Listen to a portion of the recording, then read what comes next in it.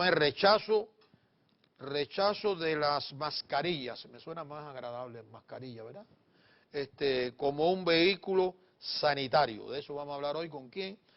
Con nuestra compañera aquí de Medicina en su Hogar, la doctora Cristina Balinote, conferencista y psicóloga, y nos va a ayudar a entender desde el mundo de la psicología el fenómeno de estas mascarillas, que también habíamos hablado que íbamos a identificar cómo diferentes partes menciona este instrumento. Claro, bueno, buenos días, un gusto estar como siempre, como cada miércoles. Sí, primero nosotros decimos mascarillas, pero hay algo notable. En Argentina y Bolivia se dice barbijo. ¿Barbijo? Barbijo, sí, barbijo, las dos con B larga. En Colombia y en otros países se le llama tapabocas. En Perú, barboquejo. ¿Cómo? Barboquejo. Barboquejo. Barbo con B. B larga ambas, B alta ambas. Barbo. Quejo. Oye, Fíjate barba, tú. bueno, viene de barba, me imagino. Claro, por ejemplo, me quejo de la barba. Barbijo viene de barba, porque tapa justamente la zona del barbijo, que sería el de la barba. Ah, ¿verdad? En Cuba, careta. Careta. Antifaz también. Por antifaz era más para los ojos. Era más para los ojos. No para la nariz y la boca. Pero también, si lo buscas, está sinonimizado como si fuese... Y para nosotros, doctora, interesante, un tapaboca es algo que uno no quería nunca. Nunca. Tener la experiencia, un tapaboca era un... Sí, ¿verdad que sí? De un padre a un hijo, oye, te voy a dar un tapaboca. ¿Verdad, Luis? Sí. Es algo que nunca quería oír que le venía un tapaboca. Claro. No, pero fíjese, no es la boca sola, porque hay que taparse la nariz también. Nosotros decimos un sopapo a eso. Mira, eso lo decimos nosotros también. Ah, sí, no, mira, cállate que te doy un sopapo. Bueno, también obviamente máscara y mascarilla. Estos son todos los significados, como llegamos a mucha gente a través de Facebook, para que todos comprendan su significado. Bueno, claro, acá hay 4 razones por las cuales hay grupos humanos en todo el mundo, pero los estamos viendo, vivimos acá y vemos las noticias de aquí, en los Estados Unidos, personas que no quieren colocarse ese tapabocas.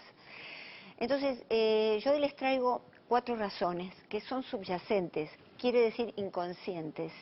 Porque cuando tú le preguntas a alguien, ¿por qué no quieres usar tapabocas?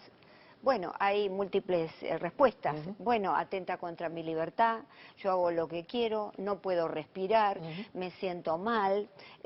Hubo una persona también que arriesgó algo bastante feo, que dijo, bueno, no uso, una mujer, no sé si la escucharon, no uso tapabocas como tampoco uso ropa interior. Oh, my God. Estas son las respuestas. Es decir, que hay respuestas variadas, pero no van a ninguna causa inconsciente, porque todo esto es un relato consciente. No se me hubiera ocurrido eso, amigo, todo. No, pero fíjate tú, fíjate tú. Bueno, la primera causa, hay 2 causas, psicobiológicas y 2 psicosociales. La primera causa psicobiológica la vemos en la gráfica. Vamos a tener la primera gráfica. La primera gráfica, encontramos, ahí está. Es la pérdida del principal sistema de señalización y expresión de las emociones. Nuestro rostro es el primer canal de comunicación, el más importante. Después vienen los otros. Es decir, cuando yo me pongo un barbijo, lo que hago es evitar expresar esas emociones. ¿Verdad? No mostrar, porque no mostrar las emociones. No solo eso, sino que cada emoción lleva un color. Vamos a decirle algo al director, perdone que le interrumpa. Ya esté preparado para la próxima gráfica para que la doctora pueda comunicarse directamente a través de su lente con las personas que están viendo el programa.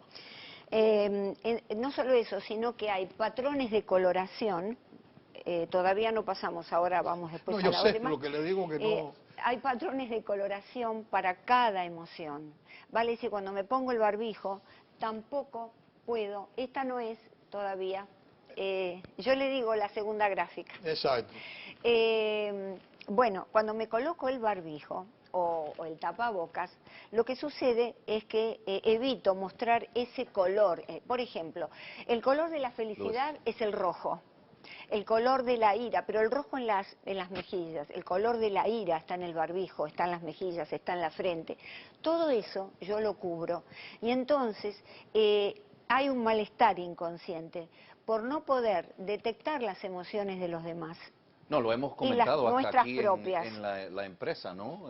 Sí. Aún con nuestras mascarillas, tapabocas, que hasta una broma uno no se da cuenta, ¿no? Claro. Porque, como usted dice, el Exacto. rostro está y el context de los comentarios hay que a veces aclararlos, ¿no? Porque lo que pudiera ser una broma, que típicamente uno Claro. está con una diferente expresión, puede Es decir, es tapada. las 6 emociones básicas del hombre, que la dijo ya Ekman, las determinó en 1972, que son, bueno, la ira, la tristeza, la alegría, la sorpresa, el miedo, el asco. Todo eso lo expresamos también con las cejas y con los ojos, pero la principal focalización es en la boca, alrededor de la nariz, donde también hay ciertos colores. Se dice que el maquillaje se creó justamente para poder dar una imagen de felicidad siempre, esos enrojecimientos artificiales de las mejillas en las mujeres. Bueno, esta es una de las causas. El maquillaje se creó muy atrás en el tiempo en Egipto, así que fíjate qué antiguo esto. En la segunda gráfica vemos la segunda causa psicobiológica, que es, nos impide tocarnos la cara. Cuando yo me la tapo, nos impide tocarnos la cara. Y ese es un comportamiento fundamental de nuestra especie que Martin Grunwald, un psicólogo de la Universidad de Leipzig, Alemania, determinó a través de sus investigaciones. ¿Por qué? Fíjate, al tocarnos la cara, reducimos el estrés. Porque piel con piel, no importa que no sea la piel de otra persona, mi propia piel, particularmente en la cara, libera oxitocina, que es una hormona calmante que nos da una sensación de ya no estar estresados, de no tener ansiedad. Favorece tocarnos la cara, la atención y la focalización. Cuando estudiamos, nos tocamos más que nunca la cara. Nos apoyamos en el puño, en las palmas, hacemos todo tipo de gestos. ¿Por qué? Porque estamos buscando ese equilibrio, claro, prestar atención y focalizarnos. Esto es algo que realmente es biológico. Pero hoy en día está prohibido tocarse la cara con el Pero problema de la pandemia. Exacto, ese es el problema. muy interesante. Eso que está explicando la doctora me hace, en lo que ella lo está explicando, me hace un sentido perfecto, hasta científico y todo. Nunca lo había pensado. Y fíjese, como usted dice, Luis, que es lo principal que estamos evitando ahora. Entonces, exacto, tocarse la cara. al tema de la doctora, como las personas quizás están rechazando el uso. Por un instinto natural lo estás tratando, claro, de controlar. Hay una universidad en Nueva Gales, en Australia, de Nueva Gales en Australia, que hizo toda la estadística. Nos tocamos 23 veces por hora la cara, wow, 2,6 por minuto. Es decir, fíjate qué importancia la conexión entre el rostro y entre las emociones que nosotros tenemos y cómo nos queremos equilibrar. Por ejemplo, los vasos sanguíneos están mucho más cerca de la piel que en otro lugar del cuerpo. Por eso también las emociones se reconocen a través de los colores, como decía antes. Se hizo un estudio muy interesante en Alemania y en el cual hubo un grupo de personas, se les mostró el rostro, diferentes emociones de otras personas, y sin movimientos en la cara, ellos detectaron la emoción, sin que la persona moviera la cara, a través del color, fíjese, por supuesto sin maquillaje. Esa explicación, y la doctora tiene más, esa explicación solamente es invaluable, ¿no? Para que las personas que se sientan un poco intranquilas de cuando tienen puesta su marca, bueno, es una situación biológica que uno tiene el instinto ese, claro, de tocarse la cara y quizás hasta una necesidad de hacerlo. O cuando usted le vaya a decir algo a una persona que se sonroja por lo que usted le dice. Sí. Eso es también un mensaje que le está contando. De nuevo, con lo de le agradó o no le agradó, ¿no? También se usa para el flerteo, es decir, se toca la cara a la mujer de determinada manera para flirtear, ¿verdad? Con la persona que le gusta. Es decir, y el hombre puede ser también. Pero más lo hace... Yo nunca he observado eso, Luis. Bueno, porque pasa que ahora lo vamos a observar, como ya estamos, como estamos más o menos conscientes, ahora vamos a observar. Sí, ahora vamos a no le quepa la menor duda de eso, doctora. Los hombres se van a dar cuenta. De modo que tiene una gran funcionalidad, claro, este tema de tocarse, y por eso nos molesta cubrirnos, a pesar de que decimos que es por la libertad o porque no podemos respirar. Hay todas estas razones que subyacen y que van como un río subterráneo por debajo de la mente humana. Muy bueno. La tercera gráfica nos muestra la primera causa psicosocial, porque así como había dos causas psicobiológicas, hay dos psicosociales. La mascarilla nos impide disfrazar el miedo. Acá hay algo de biología también. Disfrazar el miedo es un rasgo evolutivo, heredado de nuestros ancestros. Es decir, que las especies disfrazan el miedo y no lo muestran a otras especies para mantenerse a salvo, para que no los maten. Esto es de David Abraham de la Universidad de New York. Es decir, que esto es muy importante porque cuando nosotros tenemos el barbijo puesto, el otro puede pensar que somos débiles, que estamos a merced, porque no nos pueden descubrir el rostro. En cambio, sin un barbijo, sin un tapaboca, podemos dar una cara de seguridad, una cara de enfrentamiento. Pero a mí me da también de que se está ocultando para no enviar ese mensaje a la otra persona, porque al usted taparse la cara no refleja a lo mejor la intención por la cual va. Por eso es que los bandidos se ponían todas estas cosas en la cara. No eso es otro motivo, claro, ya. sí, para ocultar. Claro. Pero en este caso, en realidad, está ocultando un impulso biológico importante. Normal, claro. Que se maneja en la sociedad y que los hombres manejan también muy bien, y las mujeres también. Es decir, que es la cara, como yo impongo esta sensación de que no tengo miedo a nada. De que estoy muy bien, que tampoco me estoy muriendo por dentro. La procesión va por dentro, decía mi abuela. Verdad, No, eso es así. Bueno, eso funciona en el póker, usar el poker face. Es una cosa muy buena, que aunque uno sepa que no tiene las cartas para ganar, uno está ahí imponiendo su apuesta en el póker. Pero no, a lo mejor eso no se hace espontáneo, sino es una cosa entrenada para poder obtener También. un beneficio. Bueno, También. pero claro, Es lo pero que no es, digo yo, ¿no? Sí, sí. claro, a lo mejor por dentro la persona está muy insegura, se está muriendo, pero está mostrando esa cara.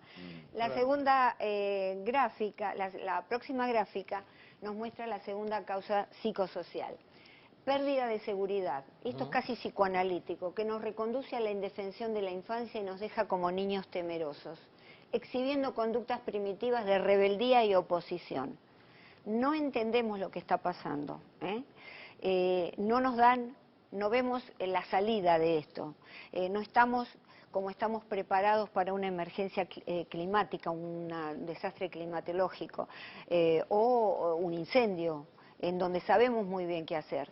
Entonces la autoridad de esta pandemia, la importancia que tiene, cómo se nos impone, esto es justamente lo que nos produce, digamos, esta sensación, esta indefensión, ¿verdad? Y esta sensación de rebeldía. No hay un padre, como el niño temeroso, que frente al padre está esperando que el padre le dé una orden. Cuando el padre le da la orden, se rebela. ¿Y existe algún porciento que se puede decir que es más de rebeldía que de temor? Es decir, ¿hay esa estadística? La rebeldía está siempre relacionada, y ahora lo vamos a hablar, con el miedo. Y más que con el miedo, con el pánico. Es decir, pero todas estas son razones subyacentes. De nuevo, cualquier persona que está escuchando a lo mejor nos dice, no, por favor, no tiene nada que ver, yo soy un rebelde, yo soy una persona importante y una persona segura de sí misma. Y no es así.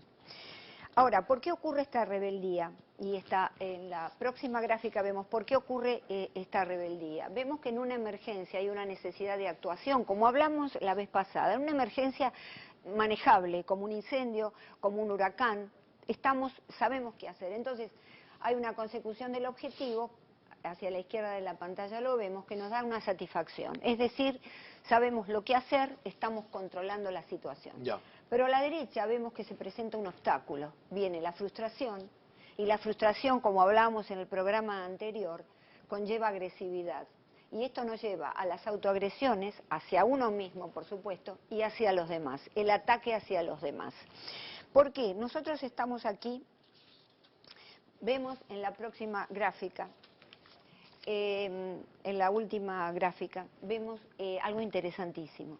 Y es que esta situación nos genera pánico, generalmente a los grupos más temerarios, a los grupos que no quieren usar la máscara, a los grupos que salen a rebelarse por la calle. El pánico ocasiona más víctimas que la pandemia. Este es el tema. Temerarios y temerosos, todos sentimos miedo. ¿Qué quiere decir? El temerario, ¿cuál es? El que sale a la calle y que demuestra que parece que no le teme a nada. El temeroso somos nosotros, que más o menos mantenemos las regulaciones, somos conservadores. Sin embargo, los temerarios son los que desarrollan el pánico. Nosotros no, tenemos miedo, pero aquella persona que no quiere ponerse la máscara, aquella persona que se rebela contra esta situación, es una persona que está en estado de pánico. Es una persona con un estrés agudo crónico. ¿Por qué? Porque nosotros tenemos el sistema de la respuesta de huida o ataque frente a una amenaza. Esa respuesta de huida, ataque o paralización es cuando viene, por ejemplo, un incendio o un huracán o un tornado, un maremoto. Sabemos que tenemos que huir, ¿verdad? Que nos tenemos que ir o atacar, en el caso que ataquemos, puede ser un animal con el cual nos encontramos. Pero acá estamos con esta respuesta disparada de manera permanente, constante. Cuando ese sistema de alarma provocado por el miedo está constantemente elevado, implica que el cortisol está constantemente elevado y nos lleva a un agotamiento y nos lleva al estrés crónico y nos lleva a una situación de todos contra todos, porque todos estamos en una situación de alerta y en estado de ataque constante. Pero digo, yo por lo menos, por ejemplo, tengo una pregunta que yo creo que ahí debería de haber también otro aspecto, y es que muchos se revelan a la obligación de usar la careta. No es porque tengan un pánico que tienen que usar la careta, es que le están diciendo tiene que usarla, y si no la usa, usted la primera vez va a pagar $50, después 150, después va a pagar 200 o 500, y si no lo hace va para la cárcel. Entonces ahí no es que el individuo tenga pánico, no es el individuo que tenga miedo, sino es que está obligado a hacerlo. Es que el pánico no es algo que el individuo pueda sentir. El pánico es, por ejemplo, apenas se estableció la pandemia, hubo grupos, y sigue existiendo grupos que salen a bailar, que salen a fiestar. A fiestar, claro, exactamente. Esos tienen miedo, y tienen un miedo casi rayando en el pánico. ¿Por qué? Porque esta respuesta de lucha o huida está en ellos. ¿De qué manera? Ellos están luchando, atacando, o están huyendo. Están huyendo de esto haciendo de cuenta que no pasó nada. Es decir, están negando que acá no pasa nada y entonces yo huyo. Esa es una respuesta que nos viene del sistema fisiológico nuestro y que en este caso se continúa. Vale decir que tenemos que tener cuidado porque también, como decía Snowden de la Universidad de Yale, Frank Snowden, hay un libro que se llama De la peste negra al presente, saca lo mejor y lo peor de cada ser humano. Eso también es. ¿Usted quería poder ayudar a todas estas personas que están en el programa? Bueno, el tema es que estamos frente a una gran incertidumbre. Es cierto. De nuevo, cuando hay un incendio sabemos dónde está la salida, sabemos que en 2 días se termina, 3, lo mismo en cualquier catástrofe ecológica. No pasa esto acá, entonces la incertidumbre nos lleva a la inseguridad, la segunda necesidad fundamental del hombre en la pirámide de Maslow. Es decir, primero viene toda la necesidad fisiológica, pero después viene la seguridad. La seguridad de saber que estoy en una ciudad tranquila, que no me va a pasar nada, que tengo un hogar seguro. Esto lo estamos perdiendo. Y entonces ocurre que depende de las características de la personalidad de determinadas personas, cómo reaccionar a todo esto, ¿verdad? Porque también están las personalidades obsesivas, las histéricas, las depresivas, que reaccionan de manera... Acá tenemos que tener cuidado con las histéricas, las personalidades histéricas, que son muy contagiosas. De hecho, hay histerias colectivas. Es verdad. Es decir, aquellas personas que salen gritando y defendiendo para defender tus derechos. Cuando más gritas, menos defiendes tu derecho, más débil te muestras. Repita eso, doctora, porque eso es importantísimo lo que acaba de decir. Quiere decir que contra más gritas, menos defiendes tus derechos. Menos defiendes tus derechos. Los derechos se defienden con la palabra, con el argumento, con la razón, con la tranquilidad. ¿Por qué? Porque al gritar estamos ya levantando la posibilidad de que el otro grite contigo. Y entonces lo que es un enfrentamiento de emociones y no hay un enfrentamiento de razones. Si bien somos seres emocionales en primera instancia, debemos hacer prevalecer las razones. Fíjate que todas las personas que se han opuesto a usar máscaras y las han echado de restaurantes, de supermercados, han reaccionado de manera violenta. Es cierto. Entonces, son personas que están en pánico, son personas con personalidades especiales, ¿verdad? A las que le está sucediendo todo esto por debajo, que nos sucede a todos, ¿no? Pero resulta que hay personalidades más proclives a desarrollar este tipo de... Maybe gritando cosas que ni saben, pero bueno. Sí, los jóvenes son la mayoría los que están protestando y salen a la calle. Pero hemos visto personas grandes, de la mediana edad, 45, 50 años. No son jóvenes, doctora, porque la vida es muy larga. No, pero no son adolescentes. Yo digo, en número. Ya no son adolescentes. Existen todos, pero... Existen, sí. Así solamente por arribita, sin investigar ninguna estadística, me parece que son mayormente personas más jóvenes de edad, de universidad, y Son personas que me parece. No tienen, claro, no hay futuro, ya sea a los 45 o 50 años tú te pones de esa manera, mientras que a un joven le atribuimos inmadurez cerebral, no tiene su cerebro totalmente maduro, termina de madurar alrededor de los 30 años, de acuerdo con las neurociencias, lo hablábamos en algún programa. Correcto. La universidad no nos da la garantía de aprender a razonar adecuadamente. No, de eso estoy seguro. Hay que ver, porque somos seres multifactoriales, tenemos que ver cuál es nuestra inclinación y tenemos que ver también cuál es nuestra personalidad. Como te decía, hay quienes han estudiado estas tres personalidades en las catástrofes, no naturales, sino las catástrofes, por ejemplo, artificiales, las creadas por el hombre, ¿verdad? Entonces, siempre hay formas de reacción. El tema es que tenemos que contenerlos, y los familiares de estas personas que no quieren ponérselo y lo vocalizan de una manera muy agresiva, pueden ayudar a contenerla, porque son personalidades con una gran capacidad para influir a los demás. No así el depresivo y el obsesivo. Lo que pasa es que esto se inserta, esta pandemia, en la posmodernidad, lo que hablábamos antes, este periodo tan convulsionado y tan superficial que vivimos y tan del individuo. Ya no nos interesan los acuerdos con el otro, no nos importan los otros, nos importamos nosotros mismos, miramos nuestro ombligo. Hay un libro de Ortega y Gasset que dice soy yo y mis circunstancias, pero agrega, y esto no lo dicen los que mencionan a Ortega y Gasset, que hay un subtitulado que dice si no la salvo a ella, no me salvo yo. Soy yo y mis circunstancias. Claro. Las circunstancias son los otros. Claro. También. O los sistemas, doctora, porque las circunstancias no son solamente la persona, es el sistema que quieres implantar. Pero es cuando tú tiras una piedra en un estanque y se forman... Primero son las circunstancias, la familia. El segundo círculo son los otros. Debemos cuidar a los otros. Fíjate que las naciones que se salvan son las naciones que tienen un proyecto en común. Nosotros no estamos observando un proyecto en común. Yo trato de alejarme de la parte política, pero yo soy una víctima de un proceso político. Usted no pudo vivir lo que yo viví. Y entonces llegaron tratando de resolverle el problema a todo el mundo. Y después lo que le crearon es el problema a todo el mundo. Es decir, uno tiene que tener mucho cuidado porque los sistemas funcionan así. Y hoy todo está a través de la tecnología. Tienes un control que no lo tenías hace 50 años atrás. Y nuestra islita, que es una islita, la más grande del Caribe, pero es una islita, lleva 62. Se quiere decir con esto que hay que abrir los ojos y tener mucho cuidado. Detrás de todo esto hay una mano siniestra que lo está manipulando, precisamente para lo que usted dice, para mi beneficio. No le importa el resto de los demás.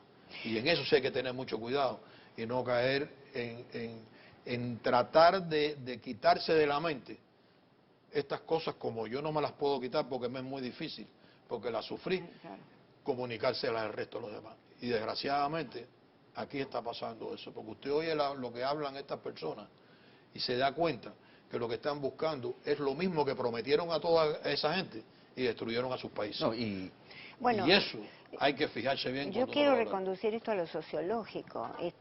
La historia en realidad tiene etapas y ahora estamos en una etapa en donde los valores no importan, los principios no importan, los ideales. Estamos desencantados, es la era del desencanto, la posmodernidad.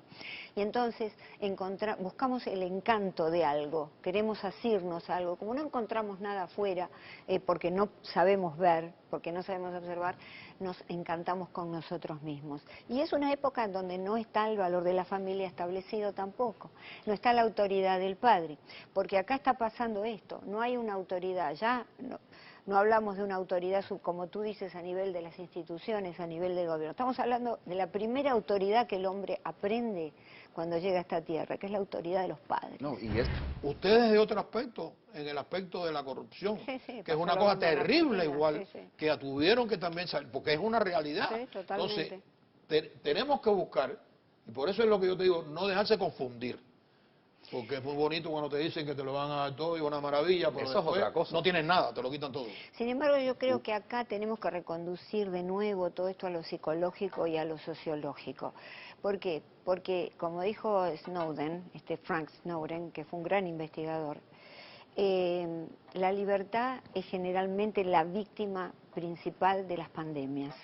¿Por qué? Nuestra libertad ya no está acotada por un gobierno, está acotada por la propia crueldad de la misma pandemia. La realidad es que debemos ponernos el barbijo, porque si no nos ponemos el barbijo, el tapabocas, no sé, la careta, como se llame, vamos a enfermar a los demás gratuitamente y nos vamos a enfermar nosotros.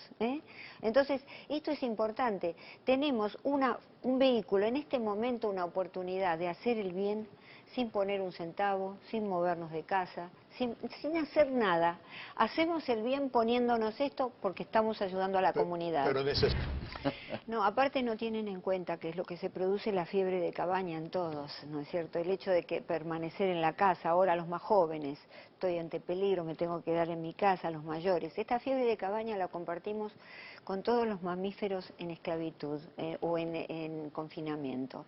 Es decir, es esta sensación de irritabilidad y que inclusive trae problemas psicosomáticos, aparición de tics, dolores musculares, dolores estomacales, dolores persistentes de cabeza. Se lo atribuimos a infinidad de cosas, menos a esto, a la fiebre de cabaña, es decir, el cabin fever.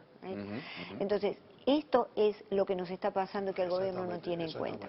Para todo esto habría que haber hablado, para aquellas personas ¿qué dice la comunidad médica que tiene ese nivel alto para poder hablar y comunicarse? A todas estas personas.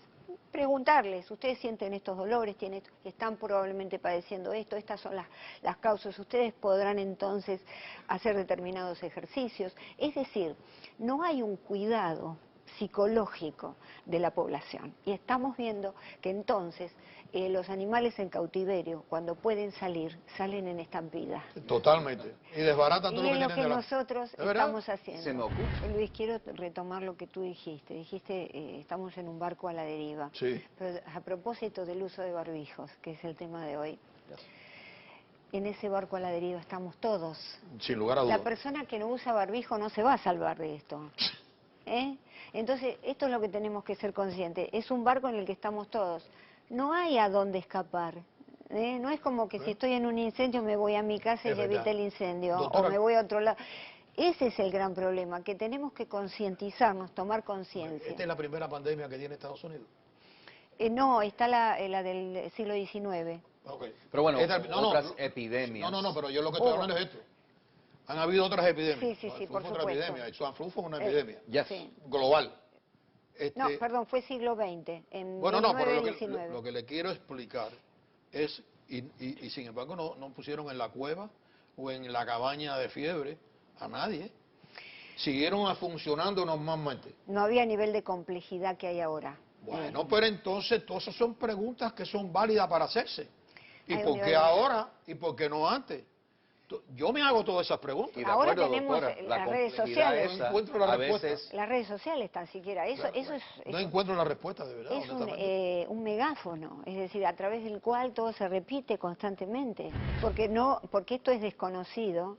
Y esto, en realidad, esto es desconocido, es mundial en todos los países más pequeños del mundo. Pero es que el flu fue también global, fue global también. El problema es que no se conoce, no hay aparentemente investigaciones que puedan dar con la conducta del virus, que aparentemente es muy errática.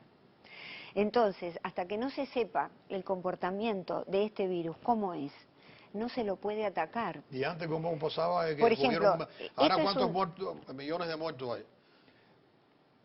Comparado con las que estábamos hablando, usted habló hasta la peste negra del siglo XIV. Okay. Pero han habido otras que han matado 60 millones de personas. Sí.